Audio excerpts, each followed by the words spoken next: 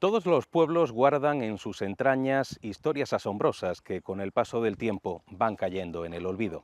Ahí es donde entra la labor del investigador, que intenta tirar del hilo de la memoria popular para sacar a la luz ese tipo de acontecimientos asombrosos que dejaron anonadados a los lugareños hace años, hace décadas o incluso hace siglos. En Alaurín de la Torre coexisten milagros religiosos con fenómenos paranormales casi a partes iguales. Hoy vamos precisamente a adentrarnos en sus calles para conocer algunas de estas historias que todavía no tienen explicación. Bienvenidos a Málaga Misteriosa. Les habla José Manuel Frías. Comenzamos.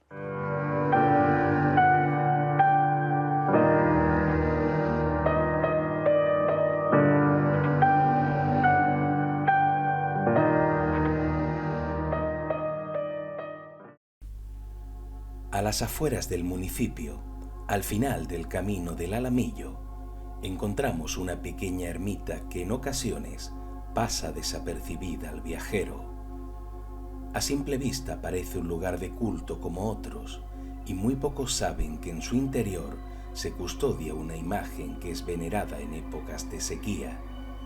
Y es que en momentos en los que la lluvia escasea, la talla titular del templo, San Francisco de Paula, es protagonista de un ritual semejante a los realizados en la América más profunda, un ritual para atraer a las nubes de agua. Bueno, José Manuel, estamos en un lugar muy querido por la gente de Alaurín de la Torre, esta ermita del Alamillo. Dentro de un ratito vamos a hablar de San Francisco de Paula y ese curioso ritual de lluvia, pero antes me gustaría tener algunos conceptos históricos y uno de ellos tiene que ver precisamente con el origen de la imagen de San Francisco, que no siempre ha estado aquí, estuvo en otro lado, donde además ocurrió lo que mucha gente cree que puede ser un pequeño prodigio, ¿no? Y que nos hace viajar pues bastantes décadas atrás, ¿no? Bueno, y siglos. El Claro. origen, de hecho, está en el convento de la Virgen de la Fuensanta, que está como a kilómetro y pico de aquí. Era un convento, ya hay algo ahí de que había un manantial, que todavía existe, y la gente iba a beber esa agua o a bañarse en ella porque eran aguas milagrosas. Por ahí lo de Fuente Santa, Fuensanta. Con el tiempo ahí hacen un convento, de la ermita donde estaba la Virgen, entregan el convento a los mínimos y después en la desamortización, en el siglo XIX, en 1836 creo recordar, expropian el convento, expropian toda la iglesia y ahí ocurre un episodio que es que, supongo que me preguntas, el que lo compra, que era un anticlerical, en la guerra de la independencia había sido un afrancesado, y ese ordena destruir la iglesia entera con saña. Y ocurre un episodio curioso. Según la ley se supone que no podía haber imágenes. Ya, bueno, según la ley, si la iglesia hubiera servido al pueblo, ni siquiera hubiese sido destruida, se hubiese mantenido como templo. Pero lo que ocurre es que ordena destruir las imágenes, arrancar todos los retablos, y cuando están en eso invita a los obreros de aquí del pueblo a comer y escupen la comida, no pueden comer porque estaba mala la carne. Y lo atribuyen, se la dan a los perros y tampoco se la comen los perros. Y lo atribuyen a que han hecho con el fuego, con la leña, de imágenes y de los muebles de la iglesia.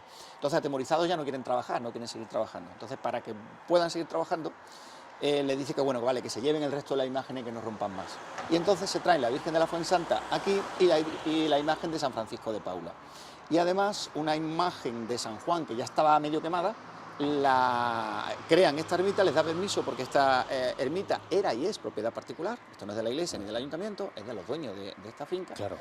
Y bueno, les da permiso para construir la ermita y enterrar debajo del altar mayor esa imagen de San Juan medio quemada que ya traía. Que estaría aquí debajo Debería del estar lugar ahí. en el que estamos, ¿no? Debería estar ahí. Con lo cual es curioso cómo por esa, vamos a decir, barbacoa improvisada, que no sale como se esperaba por esas maderas de aquellas imágenes que supuestamente habían provocado que esa carne supiera mal, se salva la imagen de San Francisco de Paula y por eso lo encontramos ubicado Sí, en esta... le da permiso a que se traigan a San Francisco, que ya le tenían mucha devoción, ten en cuenta que era, aunque el convento era de la Fuensanta, se lo entrega a los frailes mínimos, que son de la orden fundada por San Francisco de Paula. Es el cariño que se tenía ya en el pueblo. Luego también, como hecho anecdótico, el dueño del convento y de esta ermita dice que pierde la cabeza, se vuelve loco y se suicida. Y se suicida. Y ya decían los vecinos que era castigo divino, ya no Claro. solo la carne mala, sino que además Claro. se quita la vida por culpa de lo mal que se porta con toda esa tradición religiosa que había en el pueblo. Es una época en la que la gente era muy fervorosa y creía mucho en este tipo de castigos divinos. Sigue creyendo. decir, Claro. que un día hablaremos también de San Sebastián, de la devoción a San Sebastián también, ¿no? Y por las flechas y las placas y todo eso. Había que agarrarse a algo igual que hoy en día, ¿no? La gente que tiene fe. O crees o va al psicólogo o no. Claro. Pero hay otras opciones. Vamos a conocer, si te parece, el origen de esta ermita concreta, porque digamos que hay dos fechas claves. Una de ellas es finales del siglo XIX, se habla del año 1875, y aquí nos encontramos con unos frailes que son los frailes mínimos, ¿no? Ellos son los que fundan esta ermita, ¿no? No. Para esa fecha, 1875, ya se ha perdido ese convento, se ha exclaustrado, se ha cerrado, se ha destruido la iglesia, y los vecinos han traído aquí a San Francisco y a la Virgen de la Fuensanta.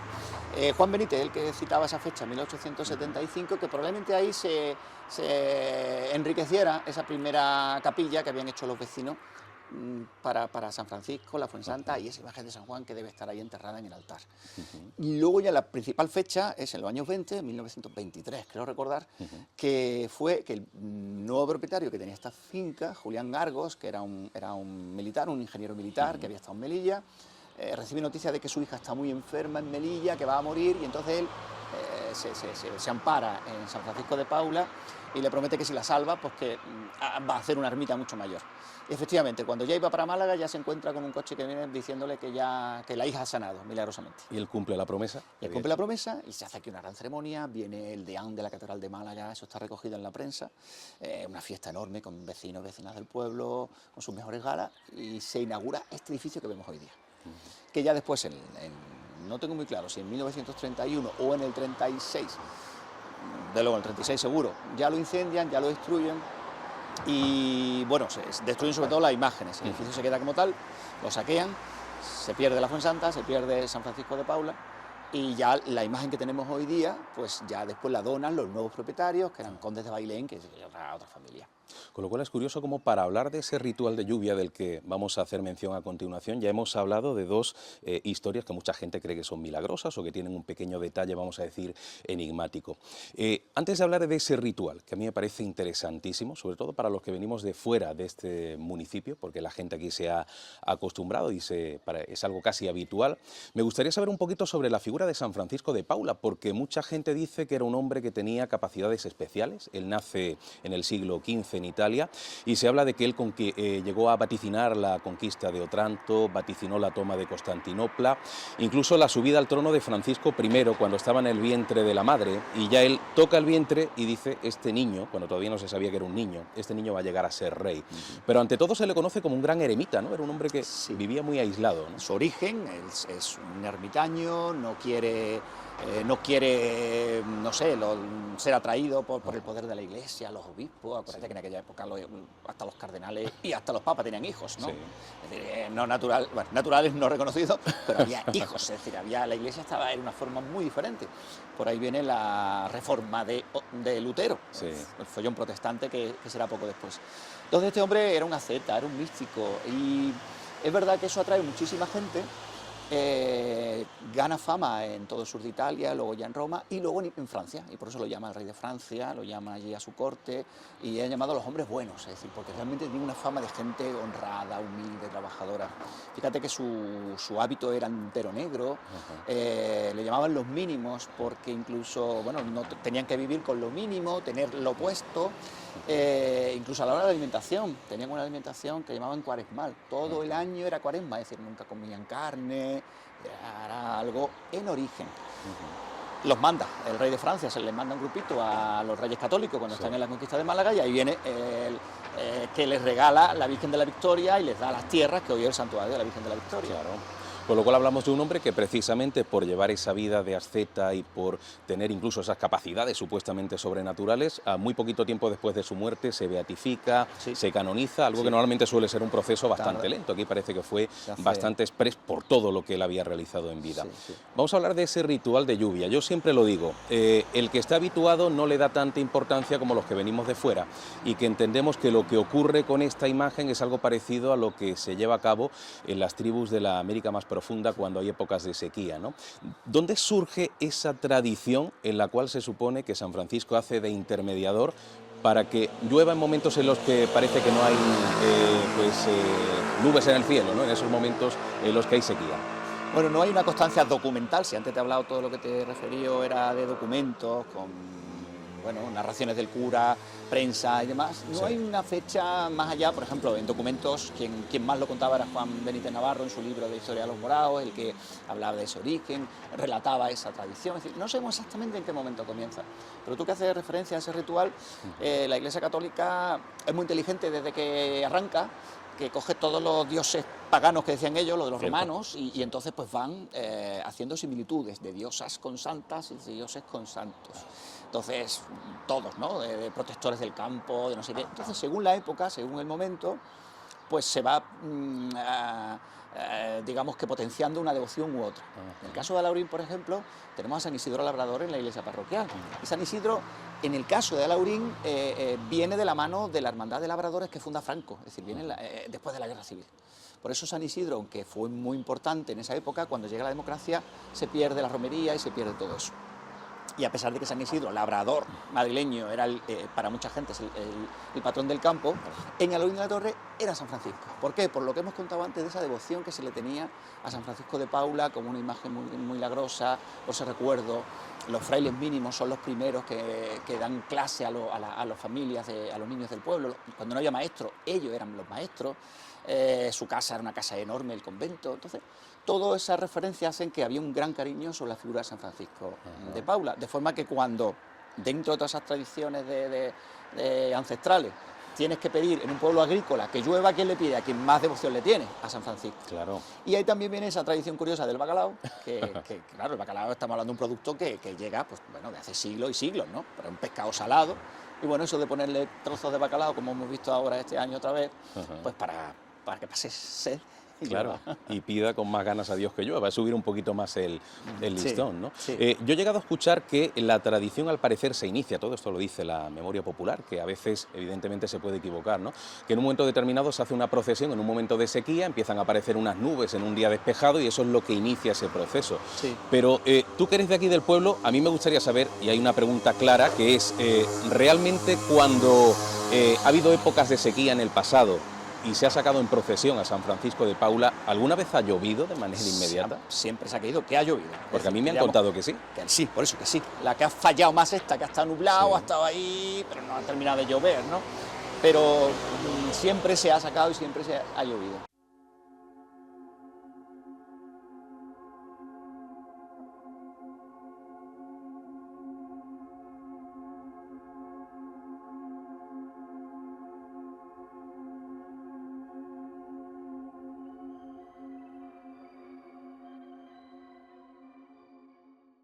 Todos los pueblos tienen su casa encantada.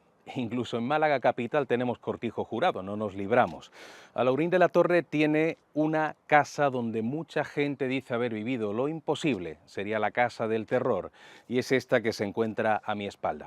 Es conocida como la Casa del Yoli. No sabemos de dónde procede ese nombre o ese seudónimo, pero es un sitio sobre el que dice la tradición que han ocurrido acontecimientos luctuosos en el pasado, que serían en cierto modo el detonante de lo que la gente está viviendo a día de hoy y lleva viviendo bastante tiempo. La primera historia es aquella que nos hace viajar a la época árabe y nos cuenta que el dueño de la casa que se encontraba en aquel entonces en este lugar, hace muchísimos siglos, ese señor árabe, escondió su tesoro justo en este lugar en los momentos previos a la reconquista cristiana, deseando por supuesto salir con vida de las batallas que estaban por venir para poder recuperar el tesoro. Finalmente murió, con lo cual su espíritu se habría convertido en el custodio de ese propio tesoro que se encuentra supuestamente debajo del lugar que estoy pisando. Esa es una leyenda que no se ha podido comprobar porque estamos hablando de algo que ocurrió hace 5 siglos. Igualmente existe una historia que se situaría 2 o 3 siglos atrás y que nos habla de una familia que habitaba dentro de esta casa y que por el motivo de un robo, una noche, toda la familia fue asesinada. Hay quien habla incluso de un ajuste de cuentas. Lo curioso es que no existe ningún tipo de legajo que nos pueda confirmar lo que comenta la memoria popular. Pero sí que existe una historia que parece estar fundamentada, al menos en los comentarios que suele hacer la gente más mayor de Alaurín de la Torre. Es aquella que nos dice que hace 1 siglo y medio habitaba en esta vivienda un matrimonio que tenía una hija adolescente. No sabemos por qué. A esta muchacha la mantuvieron encerrada buena parte de su vida en una habitación, sin apenas dejarla salir a la calle. Y por lo tanto esta chica pilló una especie de extraña depresión que la condujo a la muerte. Su espíritu estaría todavía habitando este lugar. Vamos a hablar ahora de los fenómenos extraños que la gente ha percibido en estas últimas décadas en la Casa del Yoli, porque se habla de ese abanico de fenómenos paranormales que incluyen la sensación de estar siendo observado, cómo a veces los investigadores o los curiosos que se adentran en las ruinas de esta casa notan cómo les tiran de la ropa o cómo les susurra su nombre al oído, que yo siempre digo que ese es un fenómeno bastante curioso porque demuestra que esa entidad se conoce a la persona a la que le está hablando o se ha metido en su cabeza. Igualmente hay objetos que se han movido solos, la temperatura ha bajado de manera absolutamente brutal. Pero sobre todo, hay un fenómeno que entronca precisamente con esa historia de esa joven que muere en este enclave. Son muchos los sensitivos o la gente normal y corriente que ha pisado la Casa del Yoli y que asegura haber visto la figura de una joven que se aparece sobre todo en una habitación en la que supuestamente esta chica fue encerrada. Los videntes dicen que cuando se han enfrentado con esa visión y han hablado precisamente o se han dirigido a esta chica, ella sigue diciendo que está encerrada, que no puede escapar y es complicado hacerle ver que realmente ya ha pasado al otro lado, ya ha pasado al mundo de los muertos. Ella sigue viendo esta casa como era hace siglo y medio o 2 siglos. Así que posiblemente en Alhaurín de la Torre, a pesar de que existen otros enclaves vinculados con el misterio, la casa encantada por antonomasia es precisamente esta Casa del Yoli. Si existe una imagen venerada por todos en el pueblo, esa es la de Nuestra Señora de la Purificación, más conocida popularmente como Virgen de la Rosca. Son muchos los lugareños que se acercan a ella para pedirle favores que, según dicen, se suelen cumplir. Pero como es habitual en cualquier rincón del mundo, la mayor parte de los devotos han olvidado cuál fue el acontecimiento milagroso que en el pasado dio origen a la devoción. Un origen que ahora, en nuestra visita, vamos a desvelar. Estamos, José Manuel, en la iglesia parroquial de Alhaurín de la Torre y estamos ante una imagen que es muy querida, ¿no?, por la gente del pueblo. Pero existe una mezcla curiosa de leyenda, de realidad, incluso empezando por el propio nombre y por el propio origen. Vamos a empezar por ese origen, porque hay personas que me han dicho que el origen estaba en la finca de la capellanía. Tú has podido descubrir que no es así, con lo cual, ¿de dónde se supone que procede esta imagen, que luego conoceremos un poquito su nombre? Esta virgen, según me cuentan a mí los mayores, lo recogí en un libro que hice sobre la guía de la iglesia parroquial a beneficio de Cáritas, es que la donan unas monjas de Málaga. De Málaga. En el año 37, después de, en el 31 queman todas las imágenes que había en la iglesia, y ya después, cuando en plena guerra civil se restaura el culto en la iglesia, traen no hay imágenes y unas monjas donan una dolorosa, así es como viene, porque además viene como Virgen de los Dolores. Y de hecho, también podemos hablar de eso, de curioso, de cómo se nos van a ir juntando los puzzles de todo este asunto. Claro, porque llega como Virgen de los Dolores, pero luego aquí se conoce como Virgen de la Purificación, Virgen de la Rosca, Virgen de la Candelaria. ¿Por qué ese cambio de nombre si no ha mantenido el originario? Es curioso, ¿no? Bueno, de la Purificación no lo conozco yo. Aquí tenemos una Inmaculada que llega también muy pronto, en el año 38, 39 se compra la talla de la Inmaculada. Pero bueno, vamos a ver. Lo de Purificación o Candelaria, ten en cuenta que su festividad es el 2 de febrero, que es justo a los 40 días del nacimiento de Jesús. Y de nuevo las tradiciones y de nuevo esas mezclas que tenemos, pues esto viene de la tradición judía, donde se presentaba a los niños en el templo, 40 días después. Para purificarlos, ¿no? No, la madre se decía que ya me pasa la cuarentena y ya era pura, es decir, ya podía ir a la iglesia en estas costumbres bárbaras, ¿no? Tan igualitarias, tan antinaturales, ¿no? Pero entonces se decía, bueno, después de los 40 días ya te puedes incorporar a la labor de la iglesia y además llevas a tu hijo y ya lo presentas al templo. Entonces la Virgen de la Candelaria, pues ya tenemos ahí ese elemento, ¿no?, de purificación, de las candelas que también se le hacen, pues también ese día pues se queman como cuando se queman los jugos en San Juan, pues antiguamente también se quemaban todo lo viejo, era una forma de empezar lo nuevo. Ahí estamos mezclando ¿Y como que se encomendaban esas candelas a las divinidades o a la Virgen? Bueno, ancestralmente seguro que sí, porque lo que había era el fuego, ¿no? Claro. Esos cultos alrededor del fuego. Sí. Entonces ahí tenemos ese culto al fuego, tenemos esa tradición hebrea o judía de la purificación, de presentar a los niños en el templo, y luego además juntamos aquí las roscas. Este era un pueblo panadero, era y es, pero entonces había muchísimo más molinos. El pan de la ciudad de Málaga venía de Churriana, de Torremolinos, de Alorín el Grande y de Alorín de la Torre. Aquí había muchísimos panaderos, había una industria enorme. Y luego además piensan el pan como un elemento que todos los días se consagra en la misa, es el cuerpo de Cristo. Entonces, qué mejor ofrenda que un pan que se va a bendecir y que lo va a llevar a la Virgen. Entonces, todo eso lo pueden mezclar. Aquí tenemos la Virgen de la Candelaria. Y sí parece que hay datos que confirman que la Virgen es de una época, hablamos creo que siglo XVIII, ¿sí? Pero el niño no. No, eso se ha descubierto hace poco por el trabajo tan enorme que hace el grupo de personas, de fieles de la Virgen de la Candelaria, que lo llevaron hace 2 años a Naranjo Beltrán, que es uno de los restauradores más reconocidos que hay hoy día en Málaga, y porque la talla la habían restaurado antes de no muy buena forma, y entonces descubre que debajo de tanta pintura y tanta capa tenemos una Virgen del siglo XVIII, y ahí la tenemos tan preciosa. Y luego el niño, dice él, este experto, que es del siglo XIX. Entonces no son exactamente los mismos. Eso también cuadra con lo que decíamos, que viene como Virgen de los Dolores. La Virgen de los Dolores no lleva niño. Claro, exactamente. En este caso la leyenda también parece que tiene un papel fundamental, ¿no? A la gente, sobre todo antiguamente, les gustaba el fomentar la devoción siempre basándose en algún tipo de prodigio, ¿no? Y se habla, creo que en este caso, principios del siglo XIX, corrígeme si me equivoco, un acontecimiento de unos niños que supuestamente se pierden en el bosque o se pierden en la sierra y aparece una mujer muy especial de trasfondo, ¿no? Sí. Eso son las cosas bonitas, amor. Eso es una tradición que se va transmitiendo de generación en generación en este pueblo, y que lo bonito para los historiadores también es decir, es verdad, es decir, está recogido en prensa, está recogido en los medios de comunicación, en este caso no tanto a comienzos del siglo XIX, sino hacia finales, hacia 1890.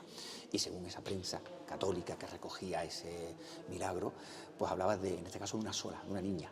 Una niña. Bueno, pues 1 o 2, en este caso, ese artículo de prensa que yo he tenido ocasión de leer, habla de una niña. Claro, yo creo que cuando se habla de 3 niños, igual la confusión de hablar de los pastorcillos, de Fátima, de Lourdes, de todo. Digo, hay muchos elementos en común siempre, con las apariciones siempre. marianas, con tantas cosas que pero aquí parece que es una niña. En este caso la prensa habla de una niña que se pierde en el pueblo, que la busca todo el pueblo y no la encuentra, pasa la noche con el frío del invierno y a la mañana siguiente aparece en el pueblo. Y entonces la madre, bueno, ¿quién te ha salvado? Dice, una señora me ha cuidado esta noche, me ha dado pan y me ha dado cobijo y me ha salvado, me ha arropado. Entonces dice, ¿quién fue? Entonces preguntan en el pueblo y nadie sabe quién ha sido esa señora. Y según sigue contando el relato de la prensa, cuando van a la iglesia a dar gracias a Dios que le ha salvado a la niña dice, mamá, esa señora es la que me salvó. Y la tenemos aquí. A la Virgen. Que curiosamente, también siguiendo ese relato, era la Virgen de los Dolores. Y qué curioso, como era Virgen de los Dolores, esta imagen cuando entra aquí, entra como Virgen de los Dolores, después ya la conocemos, la advocación de la Candelaria, recoge ya, eso es la presentación del templo. Los morados, la hermandad que entonces era de los Dolores, ya compra otra talla de los Dolores y entonces ya, para no tener 2, esta se convierte en Candelaria.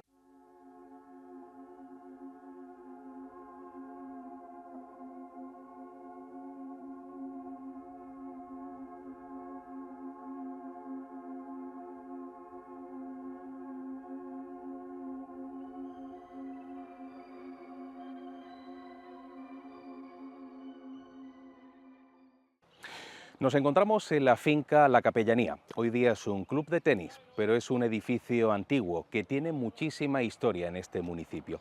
De hecho, las primeras referencias aparecen en el siglo XVII.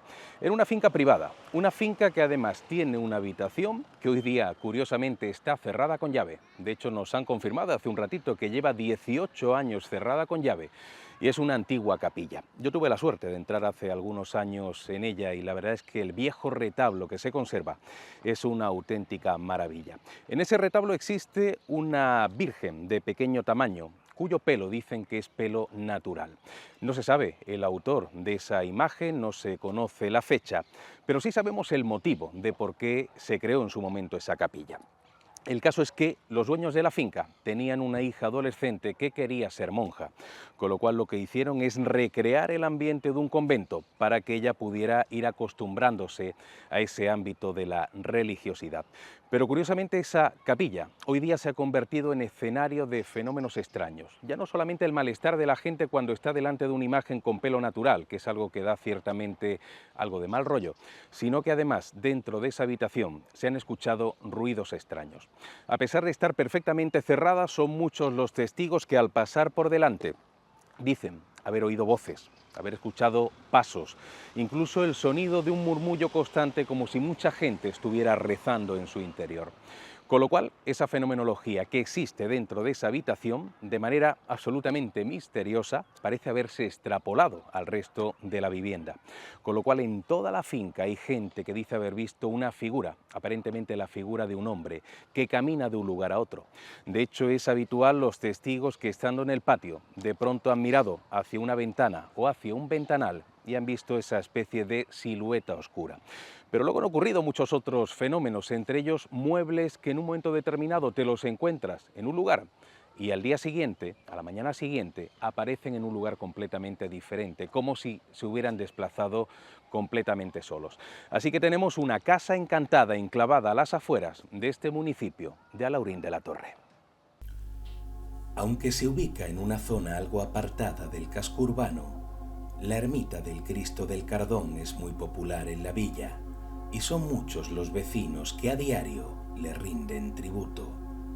Hace décadas que se difuminó un curioso suceso que tuvo lugar durante la Reconquista cristiana y que no solo fue el germen de la devoción que existe a día de hoy hacia la imagen, sino que incluso sirvió para darle un nombre tan singular.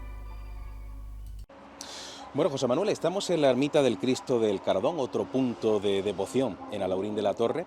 Sobre esta ermita, curiosamente a nivel histórico, no se sabe exactamente el momento en el que fue fundada, pero sí podríamos contar una leyenda, que no sé cuánto puede tener de realidad o de fabulación. Esto siempre es una ciencia que no es completamente cierta, no es matemático, pero nos hace viajar a la época de la Reconquista, un poquito antes, hablamos del año 1484, y tenemos a un soldado cristiano supuestamente huyendo de los árabes, ¿no? ¿Qué es lo que suele contar la gente que nos habla de esa tradición, de ese mito? Bueno, yo a mí, como historiador, yo siempre... Te aferras a lo físico, a lo documental, bueno, ¿no? Hoy ya no hablamos de Reconquista, hablamos de conquista, fíjate lo que te Claro, digo. es verdad. Fíjate, Sí. Las cosas van cambiando, Es verdad. hasta en eso. Pero bueno, a lo que tú me refieres de la leyenda, bueno, en esa época, en 1484, los cristianos castellanos están entrando y saliendo en la zona, están talando, están destruyendo los campos, porque como no podían todavía tomar la ciudad de Málaga, lo que hacían era empobrecer a los nazaríes, que los que estaban aquí, los musulmanes, y entonces, bueno, pues era una forma de hacer daño, ¿no? Y la leyenda narra que este soldado perseguido por los nazaríes se esconde y bueno, como lógico se ve tan apurado como haríamos hoy día y tantos devotos y más en aquella época, pues se invoca a Dios de que si lo salva, que ojalá Dios que sálvame, lo normal. Sí. Todos decimos Dios mío cuando estamos agobiados, ¿no? Sí, dicen que cuando está cayendo el avión no hay ateos, todo el mundo le pide a Dios que... Pues con más, sí. hace 500 años con más razón. Y entonces efectivamente no lo encuentran. Entonces se da cuenta de que al lado de él hay unas palomas y que esas palomas están ahí como picando en unas zarzas, están ahí como rebuscando algo, entonces él hace así, busca y se da cuenta que hay un Cristo pintado en una madera, en un madero. Y ese es el origen de esta tradición. Por eso vemos dentro que está, efectivamente, vamos ya a lo que hay. Sí. Una devoción muy grande, unos vecinos de aquí, de toda esta zona de los callejones, que son los que lo cuidan desde siempre. Ajá. Y tenemos efectivamente una imagen centenaria que tiene mínimo 200 años, que está pintada efectivamente sobre unas tablas de madera. Y además hay unas palomas, es decir, lo que hablábamos de esa tradición. Las cosas no se cuentan porque a uno se le antoje contarlo. Aunque uno pueda ser más o menos escéptico, Sí. o diga, no está documentado, no, pero hombre, tampoco es cuestión de no creer nada. No, Pues, claro. Sí, ¿por qué no pasó eso? Claro, de hecho se suele contar como que el hombre se hace casi invisible, ¿no? O sea, la divinidad permite que no lo vea, con lo cual habría adquirido una especie de divinidad. Aunque no se sabe el origen exacto a nivel documental de la ermita, tú sí tienes constatada la existencia de un Cristo pintado en una cruz en la antigüedad. En el archivo de la catedral se conservan inventarios de la parroquia y de las ermitas del pueblo, inventarios a nivel de mobiliario, de imágenes, los enseres, cálices y demás, y refiere que en la ermita que entonces estaba en el cerro, por eso se llama ermita del Cerro ese barrio, dentro de las imágenes que hay, pues hay un Cristo pintado en una cruz, eso es lo que dice. ¿En qué momento, si esa imagen, eso estamos hablando al final del siglo XVIII, es la misma o no? Podemos pensar que sí, pero ¿en qué momento pasa de allí a aquí? ¿Y qué pasa con esa leyenda? Y ahí ya nos perdemos un poco. Sí que es curioso que también esa ermita saqueada en la Guerra Civil, pues después tiene un Cristo crucificado, que según cuenta Alberto de Merseman, uno de los, bueno, creo que es la primera persona, un extranjero que vive aquí, que escribe sobre algo del pueblo, pues en el año 68, 67, él narraba que acaba de ser derribada la ermita del Cerro y que el Cristo crucificado que había se ha llevado a la iglesia parroquial. Y precisamente ese Cristo crucificado, cada miércoles santo, viene en Vía Crucis hasta aquí. Entonces, mira qué casualidad. Curioso cómo se cruzan los caminos de nuevo, ¿no? Sí, sí, sí. La gente en el pasado tenía tal devoción que incluso se habla de muchos pasajes en la época de la Guerra Civil en la que un lugareño o una lugareña rescata una imagen para que no fuera destruida por los republicanos, y parece que aquí ocurrió algo parecido. Alguien arriesgó su vida en ese sentido. Exacto, ¿no? así se cuenta que esta imagen se salva ya de ese destrozo tan tremendo de la Guerra Civil, de ese drama que tenemos humano y también patrimonial y también religioso, y se salva, y que una persona que sí, de los vecinos que te estoy hablando, de todas estas familias de aquí del pueblo, que son los que cuidan de ellos y son los que también arriesgan su vida salvando esa imagen. Escondiéndolo en su momento, imagino, en algún lugar, ¿no? Pasa mucho. Sí. Por ejemplo, en el caso también del pueblo, solamente tenemos constancia los dedos del Nazareno, de nuestro Padre Jesús, que lo salva una familia. Y luego, en los años 90, cuando se inaugura la Casa Hermandad, lo dona. Es decir, que la tiene durante muchísimos años. Historias como las que hemos conocido son coordenadas que se reparten a lo largo y ancho de Alhaurín de la Torre, con lo cual nos permite trazar una especie de recorrido, dar un agradable paseo, recordando ese tipo de acontecimientos aparentemente imposibles, pero que ocurrieron en el pasado. Esa es la magia del turismo de misterio que a los amantes de lo desconocido nos gusta fomentar.